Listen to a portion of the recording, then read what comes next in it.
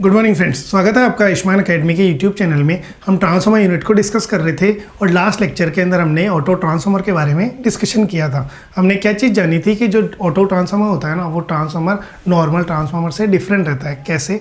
आप क्या देख रहे थे कि जो नॉर्मल ट्रांसफार्मर होता है ना, उसके अंदर प्राइमरी और सेकेंडरी टर्मिनल के लिए हम लोग दो सेपरेट वाइंडिंग का इस्तेमाल करते हैं। और ऑटो ट्रांसफार्मर के केस के अंदर हम लोग क्या करते हैं, सिर्फ एक वाइंडिंग को इस्तेमाल करते हैं और उसी से हम लोग प्राइमरी और सेकेंडरी दोनों के दोनों टर्मिनल्स निकालते हैं। ठीक है, ऐसे वो डिफरेंट रहता है किससे? नॉर्मल ट्रांसफार्मर से।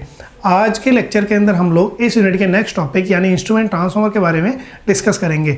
अब इंस्ट्रूमेंट ट्रांसफार्मर क्या होता है? ठीक है, अब इंस्ट्रूमेंट ट्रांसफार्मर की जब भी आप बात करते हो तो हमें क्या चीज़ देखनी रहेगी कि हम लोग जब भी वर्कशॉप के अंदर जाते हैं ना, तो हम लोग क्या देखते हैं कि हमारी वर्कशॉप के अंदर यानी ITI या फिर कॉलेज की जो वर्कशॉप रहती है ना, उसके अंदर जो वोल्टेज आती है वो कितनी आती है? 220 या फिर 415 वोल्ट। और वैसे ही अगर आप करंट की बात करते हो तो करंट कितनी आती है? वो लगभग 5 एम्पेयर से लेकर 16 एम्पेयर के बीच के अंदर वेरी करती है। ठीक है, और वहाँ पे अगर आप मीटर्स की बात करोगे तो जो जैसे अगर आप वोल्ट मीटर की बात करते हो तो आप देखोगे कि जो 220 वोल्ट का वोल्ट मीटर है, उस वोल्ट मीटर से अगर आप 415 वाले वोल्ट के वोल्ट मीटर को कंपेयर करोगे तो उनके साइज़ के अंदर डिफरेंस रहता है, थोड़ा सा बड़ा रहता है। ठीक है, ऐसे एमीटर के केस के अंदर भी आप देखोगे तो उनके साइजेस डिफरेंट रहते हैं और उनकी कॉस्टिंग भी ज़्यादा रहती है कम करंट के तुलना में। ठीक है, ये तो क्या वर्कशॉप रहती है ना, तो वर्कशॉप के अंदर करंट और वोल्टेज बहुत कम आती है।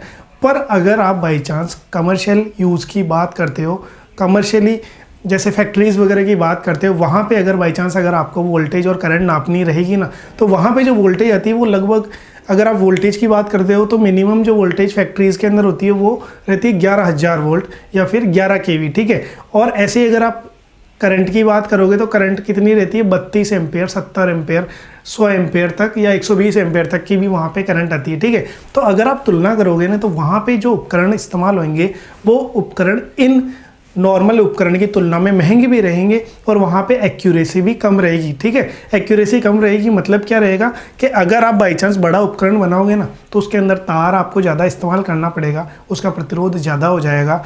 जैसे वोल्टमीटर के अंदर अगर वो प्रतिरोध ज़्यादा हो जाएगा तो क्या होएगा, वहाँ पर जो लॉसेज रहेंगे जो ज़्यादा हो जाएंगे और जो एमीटर रहेगा वो एक्चुअल वैल्यू नहीं दिखा पाएगा। ठीक है, ऐसे ही वोल्टमीटर के केस के अंदर भी रहेगा। ठीक है, अब हम लोग इन चीज़ों से बचने के लिए, मतलब किन चीज़ों से, जो क्षतियाँ हो रही है या फिर जो कॉस्टिंग अपनी ज़्यादा आ रही है, उससे बचने के लिए हम लोग क्या करते हैं, जो ज़्यादा वोल्टेज या ज़्यादा करंट आती है ना, उन वोल्टेज या करंट को हम लोग क्या करते हैं? स्टेप डाउन करते हैं। स्टेप डाउन मतलब जैसे अगर आपको 11,000 वोल्ट को मापना है या फिर 4 लाख वोल्ट को भी अगर नापना है, तो हम लोग क्या करते हैं, उस वोल्टेज को एक मेजरेबल वोल्टेज के अंदर स्टेप डाउन करते हैं और स्टेप डाउन करके हम लोग क्या कर देते हैं, वोल्ट मीटर से नाप लेते हैं। ठीक है, तो ये जो ट्रांसफार्मर यहाँ पे था ना, वो ट्रांसफार्मर क्या कर रहा था, एक तरीके से उस इंस्ट्रूमेंट के लिए आइसोलेशन का काम कर रहा था। आइसोलेशन का काम कैसे कर रहा था? क्योंकि वहाँ पे वोल्टेज ज़्यादा थी ना, तो उस वोल्टेज के डायरेक्ट कॉन्टेक्ट में उसने किसको आने नहीं दिया? वोल्टमीटर को आने नहीं दिया, और जो ज़्यादा वोल्टेज थी उसको स्टेप डाउन करके उस वोल्टमीटर को दे दिया। अब वोल्टमीटर का जो नॉर्मल काम था उसने क्या करा, वोल्टेज को नाप लिया। ठीक है, ऐसे ही अगर आप करंट ट्रांसफार्मर की बात करोगे तो करंट ट्रांसफार्मर के अंदर क्या होता है, वो क्या करेगा, जो हाई वोल्टेज हाई करंट रहेगी ना, उस करंट को मेजरेबल करंट के अंदर कन्वर्ट कर लेगा और वहाँ पे क्या करेगा कि कन्वर्ट करने के बाद हम लोग एमीटर लगा के उस करंट को मेजर कर लेंगे। ठीक है, तो ये जो ट्रांसफार्मर है ना, जिस ट्रांसफार्मर का उपयोग हम लोग कहाँ कर रहे हैं, एक तो वोल्टेज को नापने के लिए कर रहे हैं और एक कहाँ पे कर रहे हैं, करंट को नापने के लिए। इन दोनों प्रकार के ट्रांसफार्मर्स को हम लोग इंस्ट्रूमेंट ट्रांसफार्मर बोल रहे हैं। ठीक है, यानी अगर आपसे सीधा सीधा पूछा जाए कि इंस्ट्रूमेंट ट्रांसफार्मर क्या होते हैं, तो बेसिकली जो इंस्ट्रूमेंट ट्रांसफार्मर रहते हैं ना, ये हाई वोल्टेज और हाई करंट को नापने के लिए इस्तेमाल में किए जाने वाले ट्रांसफार्मर्स रहते हैं। ठीक है, अब जैसे हम लोग पहले ट्रांसफार्मर यानी करंट ट्रांसफार्मर के बारे में बात करते हैं। ठीक है, अब मैंने क्या बताया, वहाँ पे जो 2 ट्रांसफार्मर थे ना, उनमें से एक ट्रांसफार्मर तो क्या कर रहा था, वो कर रहा था वोल्टेज को नापने के लिए वोल्टेज को स्टेप डाउन कर रहा था, और एक ट्रांसफार्मर था वो क्या कर रहा था, करंट को नापने के लिए करंट को स्टेप डाउन कर रहा था। ठीक है, अब जब आप उन दोनों ट्रांसफार्मर की बात करोगे ना, तो उनमें से जो ट्रांसफार्मर करंट को नापने के लिए करंट को स्टेप डाउन कर रहा है ना, उसी ट्रांसफार्मर को हम लोग क्या बोलते हैं, करंट ट्रांसफार्मर। क्या बोल रहे हैं हम लोग, करंट ट्रांसफार्मर।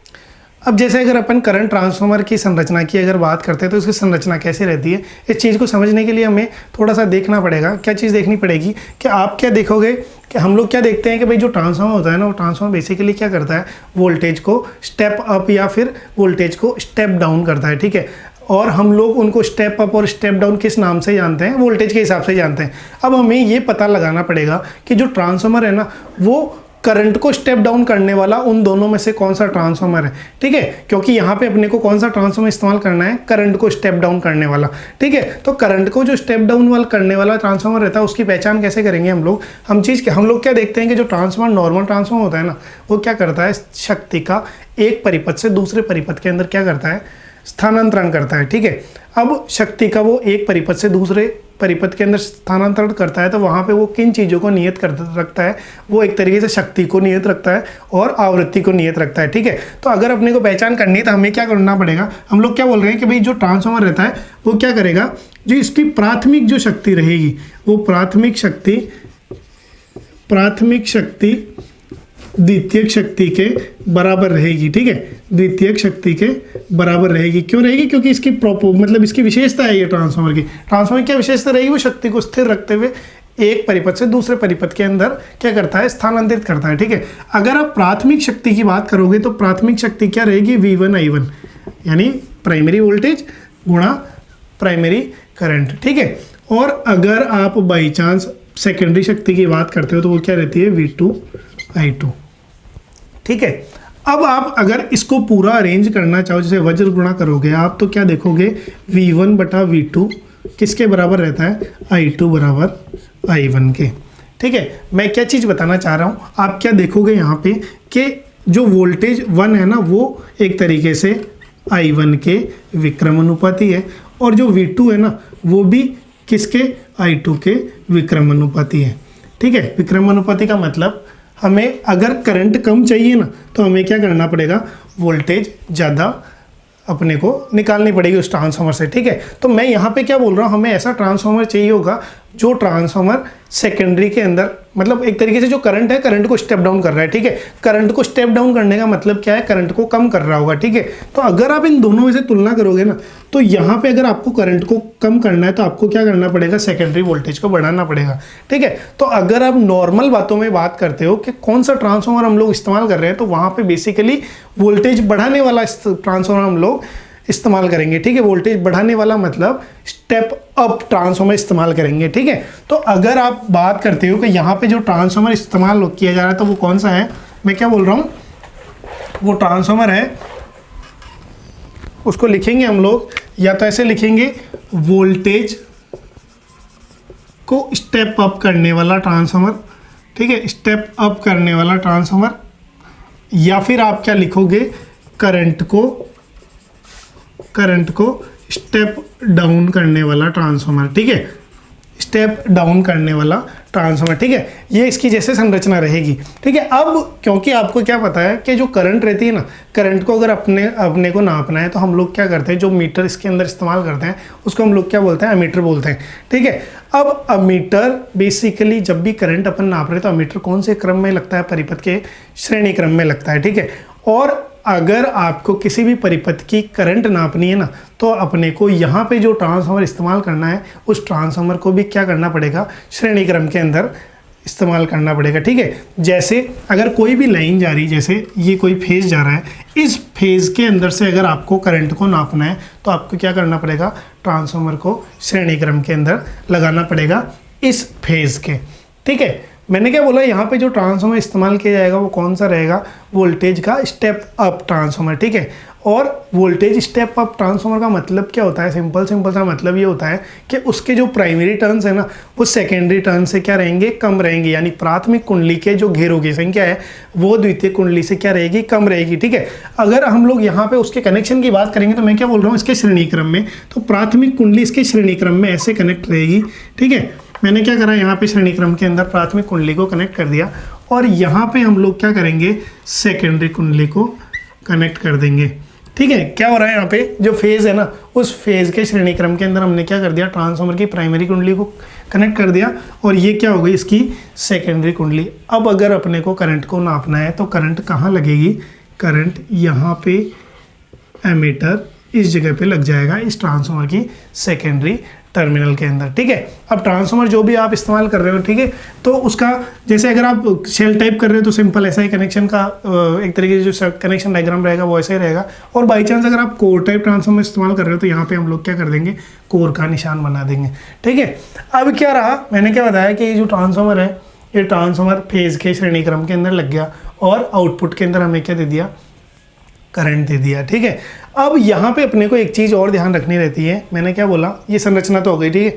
अब जैसे यहाँ पे अपने को क्या चीज़ ध्यान रखनी रहेगी कि यहाँ पे जो अमीटर लगता है ना, क्या बोल रहा हूँ मैं, यहाँ पे जो अमीटर लगता है ना, वो या तो 0 से 1 रेंज का रहेगा या फिर 0 से 5 एम्पेयर की रेंज का रहेगा, ठीक है। 0 से 5 एम्पेयर रेंज का मतलब मैक्सिमम केसेस के अंदर ये वाला अमीटर हम लोग यहाँ पे लगाते हैं, ठीक है। तो अगर आप 0 से 5 एम्पेयर रेंज के अगर अमीटर की बात कर रहे हो तो इसका मतलब क्या है, इसका सीधा सीधा मतलब ये है कि प्राइमरी साइड के अंदर कितनी भी करंट आ रही हो, क्या बोल रहा हूँ मैं, प्राइमरी साइड के अंदर कितनी भी टर्न आ रही हो, करंट आ रही हो, हमें यहाँ पे जो टर्न रेशियो रखना है ना, यानी जो ट्रांसफार्मर गुणांक रखना है ना, वो इस हिसाब से रखना है कि इस ट्रांसफार्मर का आउटपुट कितना रहे, मैक्सिमम आउटपुट कितना रहे, 5 एम्पेयर, ठीक है। तो अगर आप इस के अंदर संरचना के अंदर और जोड़ना चाहो तो यहाँ पे क्या रहेगा, जो करंट ट्रांसफार्मर रहेगा, क्या बोल रहा हूँ मैं, करंट ट्रांसफार्मर का जो आउटपुट रहेगा ना,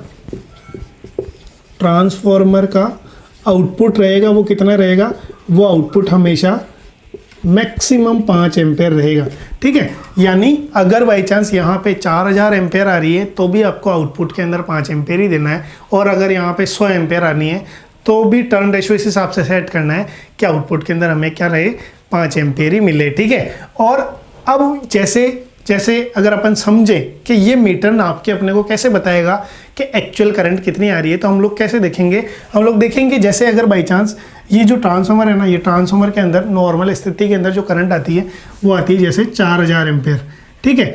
अब हम लोग यहाँ पे क्या देख रहे हैं कि यहाँ पे जो करंट आउटपुट के अंदर अपने को कन्वर्ट किस में करना है, इसको कन्वर्ट करना है 5 एम्पेयर के अंदर, ठीक है। अब हम लोग जैसे कैसे पता लगेंगे कि एक्चुअल में कितनी करंट आ रही है, हम लोग देखेंगे कि जो ये एमीटर है ना, ये रीडिंग कितनी दिखा रहा है, ठीक है।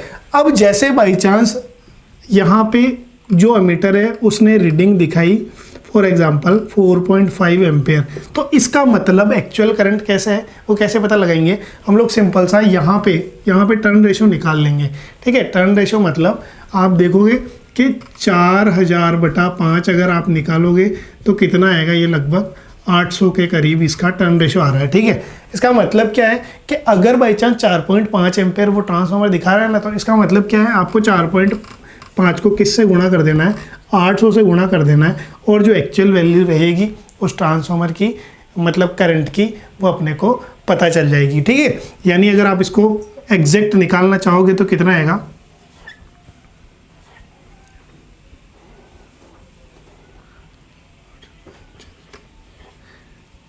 तो लगभग 3600 एम्पेयर के आसपास ये क्या कर देगा, ये क्या कर देगा, अपने को आउटपुट दिखा देगा, ठीक है। यानी अगर 4.5 एम्पेयर आ रही है, इसका मतलब क्या है कि भाई अपना जो ट्रांसफार्मर है ना, वो ट्रांसफार्मर के अंदर एक्चुअल में जो करंट आ रही है वो कितनी आ रही है, 3600 एम्पेयर आ रही है, पर अपने को दिखाई क्या है, 4.5 एम्पेयर, ठीक है। यानी आपको समझ में आएगा कि इसकी संरचना कैसी रहती है, इसका कनेक्शन कैसे आता है, ठीक है।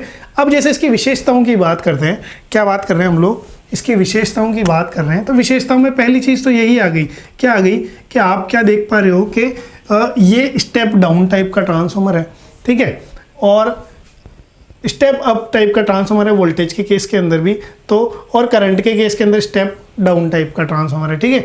अगर आपको नॉर्मल पूछा जाए ना तो हम लोग ऐसे बताते हैं कि ये ट्रांसफार्मर स्टेप अप टाइप का ट्रांसफार्मर है, ठीक है। और करंट ट्रांसफार्मर रहेगा ना, उसका आउटपुट हमेशा कितना रहेगा, 5 एम्पेयर रहेगा, ये भी इसकी एक विशेषता हो गई, ठीक है।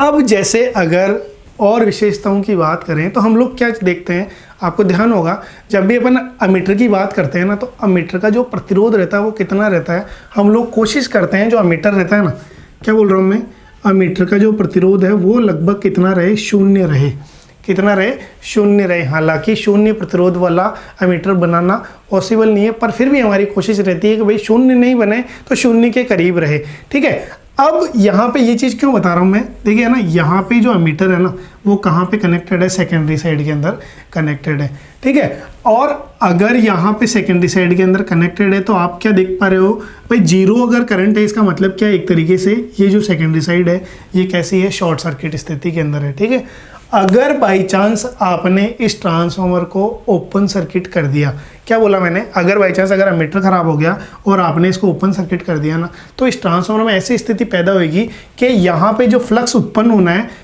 इस कोर के अंदर वो इतना ज़्यादा फ्लक्स उत्पन्न हो जाता है कि ये जो ट्रांसफार्मर है ना, ये ट्रांसफार्मर का कोर क्या हो जाएगा, जल जाएगा, ठीक है। तो हमें क्या ध्यान रखना है इसकी विशेषता के अंदर कि हम किसी भी स्थिति में जो ट्रांसफार्मर है ना, उस ट्रांसफार्मर की सेकेंडरी वाइंडिंग को हम लोग क्या करेंगे, क्या नहीं करेंगे, ओपन नहीं करेंगे, ठीक है। अब जैसे ये फ्लक्स ज़्यादा कैसे होएगा, आपको क्या चीज़ ध्यान है कि ये जो ट्रांसफार्मर है ना, ये ट्रांसफार्मर बेसिकली क्या है, स्टेप अप टाइप का ट्रांसफार्मर है।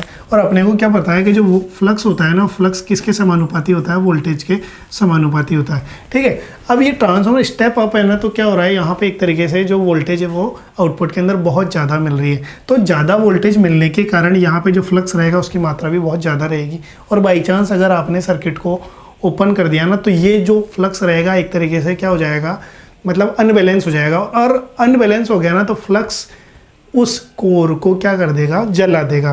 तो अपने को लिखना क्या है, अपने को ये चीज़ लिखनी है कि भाई किसी भी स्थिति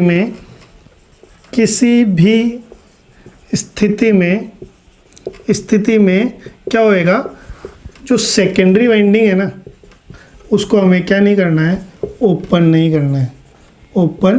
नहीं करना है, ठीक है। अब देखिए ना, इस ट्रांसफार्मर के अंदर एक विशेषता और क्या रहती है, आप नॉर्मल अगर आप ट्रांसफार्मर की बात करते हो तो उस ट्रांसफार्मर के अंदर जो करंट रहती है ना, वो करंट किस पे निर्भर करती है, आपको पता है कि अगर जो भी लोड रहेगा ना, उस लोड के हिसाब से उस ट्रांसफार्मर के अंदर क्या रहेगी, करंट रहेगी, ठीक है। पर अगर आप करंट ट्रांसफार्मर की बात करते हो तो इस करंट ट्रांसफार्मर के अंदर लोड तो कुछ रहता ही नहीं है, ठीक है।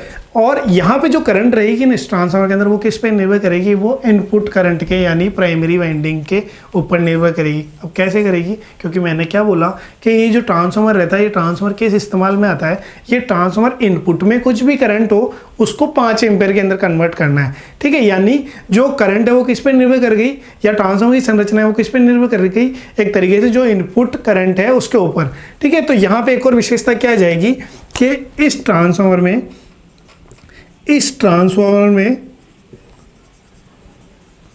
में सेकेंडरी करंट यानी I2 की अपन बात कर रहे हैं, सेकेंडरी करंट प्राइमरी पर निर्भर करती है, ठीक है। क्यों कर रही है, आपको मैंने जस्ट बता दिया, क्योंकि यहाँ भाई नॉर्मल ट्रांसफार्मर में तो क्या रहता है, अगर लोड कनेक्टेड नहीं है तो सेकेंडरी साइड के अंदर करंट प्रवाहित होएगी ही नहीं। यहाँ पे तो लोड कनेक्टेड है, ठीक है। पर यहाँ पे इस ट्रांसफार्मर की संरचना की अगर आप बात करो तो हमने इस ट्रांसफार्मर को बनाया इस हिसाब से है कि इनपुट कुछ भी रहे, जैसे अगर 4000 के लिए अगर आप 4000 एम्पेयर को नापना है तो आप क्या करोगे, उसकी संरचना इस 4000 के हिसाब से सेट करोगे कि 4000/5 अपने को उसको बनाना है, ठीक है। और अगर आपको जैसे 2000 एम्पेयर को नापना है तो आप क्या करोगे, उसी ट्रांसफार्मर को जैसे 2000/5 के अंदर कन्वर्ट करोगे। अगर 1000 आपको नापनी है तो आप 1000/5 के ऊपर कन्वर्ट करोगे। तो मतलब क्या रहेगा, कुल मिला के ये जो ट्रांसफार्मर है इसकी संरचना किस में निर्भर कर रही है, ये प्राइमरी करंट के ऊपर निर्भर कर रही है, ठीक है। अब यहाँ पे एक पॉइंट और आता है, यहाँ पे क्या पॉइंट आता है, आप क्या देख रहे हो कि ये ट्रांसफार्मर क्या है, स्टेप अप टाइप का ट्रांसफार्मर है वोल्टेज की टर्म्स के अंदर, ठीक है। स्टेप अप का मतलब क्या है, अगर आपको बाई चांस आप देख रहे हो, मैंने क्या बोला कि 4000/5 एम्पेयर टाइप का ट्रांसफार्मर है, इसके अंदर जो टर्न रेशियो आपको क्या दिख रहा है, 800 है। 800 का मतलब क्या है कि यहाँ पे करंट 800 गुना कम हो रही है। तो आपको मैंने अभी जस्ट क्या बताया कि यहाँ पे जो सेकेंडरी वोल्टेज रहती है ना, वो इसके विक्रमानुपाती रहती है, ठीक है। तो अगर 800 गुना करंट कम हो रही है ना, तो इसका मतलब जो वोल्टेज रहेगी वो 800 गुना क्या हो रही होगी, बढ़ रही होगी, ठीक है। और अगर बाई चांस आप यहाँ पे जैसे ये ट्रांसफार्मर मैंने क्या बोला, इंडस्ट्री के अंदर कम से कम 11000 वोल्ट क्या आती है, सप्लाई आती है। तो अगर ये 800 गुना बढ़ रही होगी ना, तो यहाँ पे जो वोल्टेज रहेगी वो कितनी रहेगी, आप देख पा रहे हो 1 2 3 4 5 यानी 8,80,000 वोल्ट, यानी बहुत ज़्यादा वोल्टेज रहेगी। ठीक है, तो आपने जब भी ये ओपन बाई चांस आ गया ना, तो ट्रांसफार्मर का मतलब पता ही नहीं चलेगा, एकदम से फूक जाएगा। ठीक है, तो हम लोग वहाँ पे सेफ्टी के लिए एक काम और भी करते हैं। हम लोग क्या करते हैं, जो ट्रांसफार्मर रहता है ना, उसको हम लोग जो भी उसका धात्विक भाग है ना, उसको डबल क्या कर देते हैं, अर्थ कर देते हैं। क्यों कर रहे हैं, क्योंकि ये जो वोल्टेज है ना, ये बहुत ज़्यादा है। ठीक है, तो हम लोग यहाँ पे क्या कर रहे हैं, वहाँ पे अर्थिंग का विशेष ध्यान रखते हैं। क्या बोल रहा हूँ मैं, अर्थिंग का विशेष ध्यान रखा जाएगा, विशेष ध्यान रखा जाएगा। क्यों रख रहे हैं, मैंने क्या बोला कि यहाँ पे जो वोल्टेज है ना, वो वोल्टेज बहुत ज़्यादा मात्रा के अंदर स्टेप अप हो रही है। ये मैंने जैसे 800 का एग्जांपल लिया है, बाई चांस अगर आप 4,000/5 यानी 800 का एग्जांपल लिया है। अगर बाई चांस कहीं पे ऐसी स्थिति भी हो सकती है, ये टर्न रेशियो 1000 भी हो सकता है। ठीक है, कहीं पे 2000 भी हो सकता है, तो वहाँ पे मतलब लाखों के अंदर वोल्टेज चल जाएगी। तो उससे उस ट्रांसफार्मर के जलने की संभावना रहेगी, और उसके आसपास जो भी व्यक्ति या फिर जो कारीगर काम कर रहा है, उसके भी बहुत ज़्यादा मतलब हानि की संभावना रहेगी। तो हम लोग क्या करते हैं, यहाँ पे डबल क्या कर देंगे, अर्थिंग कर देंगे। ठीक है, क्या बोल रहा हूँ मैं, अर्थिंग का हम लोग क्या करेंगे, विशेष ध्यान रखेंगे। ठीक है, तो ये जैसे इसकी विशेषताएं होती है, और ये करंट ट्रांसफार्मर रहता है। होप आपके समझ में आया होगा कि करंट ट्रांसफार्मर हम लोग कहाँ इस्तेमाल करते हैं। हम लोग करंट ट्रांसफार्मर का उपयोग करते हैं करंट को नापने के लिए। कैसे, हम लोग क्या करते हैं कि जो करंट रहती है ना, जितनी भी करंट होती है, उसको हम लोग स्टेप डाउन करते हैं।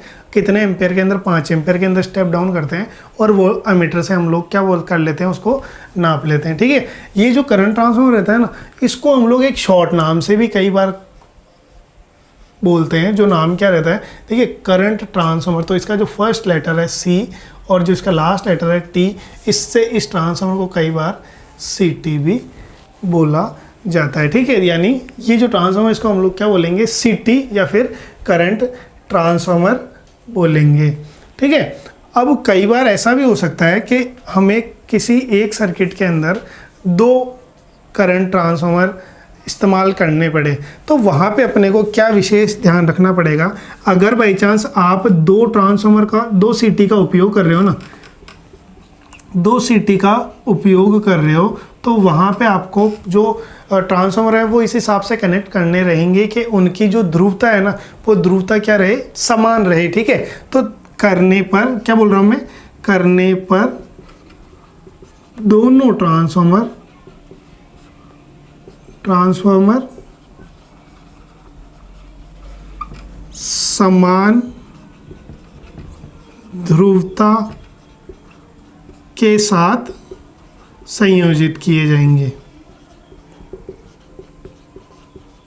ठीक है, तो ये एक और इसकी विशेषता रहती है। ये 4 विशेषताएं हैं। क्या क्या विशेषताएं हैं कि एक तो कि सेकेंडरी किसी भी स्थिति में हम लोग ओपन नहीं करेंगे। क्यों नहीं करेंगे, क्योंकि बहुत ज़्यादा वोल्टेज है, तो बहुत ज़्यादा वोल्टेज के कारण वहाँ पे जो फ्लक्स है वो अनबैलेंस हो जाएगा, और अनबैलेंस होने के ऊपर क्या हो जाएगा, वो उसका कोर है जल जाएगा, और ट्रांसफार्मर फट भी सकता है। ठीक है, और जो दूसरी क्या है कि भाई ट्रांसफार्मर की में जो सेकेंडरी, मतलब इस केस के अंदर क्या रहता है, जो सेकेंडरी करंट है ना, वो प्राइमरी करंट के ऊपर निर्भर कर रही है। बाकी नॉर्मल के अंदर क्या रहता है, जो सेकेंडरी करंट या प्राइमरी करंट रहती है, वो लोड के ऊपर निर्भर करती है। ठीक है, यहाँ पे एक और पॉइंट क्या बताया विशेषता के अंदर कि भाई इसके अर्थिंग का हमें विशेष ध्यान रखना है, क्योंकि यहाँ पे जो वोल्टेज है वो बहुत ज़्यादा है। और लास्ट जो पॉइंट बताया मैंने, क्या बताया कि यहाँ पे अगर बाई चांस आपको 2 CT उपयोग करने हैं, तो आपको क्या ध्यान रखना है, हमें वहाँ पे उन दोनों के दोनों CT को समान ध्रुवता के अंदर साथ क्या करना है, कनेक्ट करना है। ठीक है, होप आज जो अपन ने डिस्कस करा है, यानी CT के बारे में या करंट ट्रांसफार्मर के बारे में, वो आपको अच्छे से समझ में आया होगा।